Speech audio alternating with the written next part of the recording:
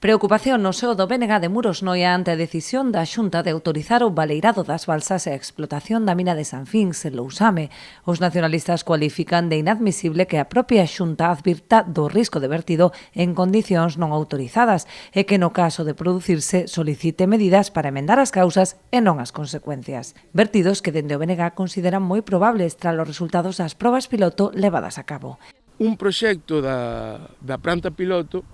esta planta piloto, que durante unha semana desas 11 tivo que facer unha parada a raíz da colmatación do seu leito filtrante e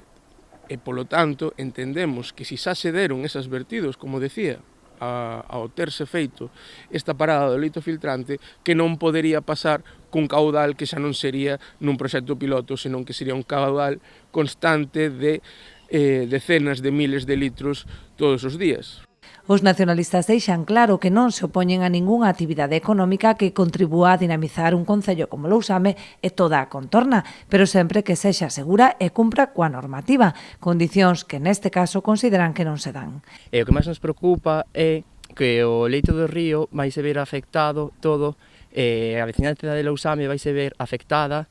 nas súas hortas e contaminando a flora, a fauna e incluso algunha xente que bota as súas terras ao carón da marxe do río, pois verase afectado. Sin olvidarnos tamén de que ao final todo vai acabar na ría de Muros Noia afectando directamente a 1.600 empregados que ten a cofradía nestes momentos de Noia directamente. Xa nos olvidamos dos postos de traballo indirectamente.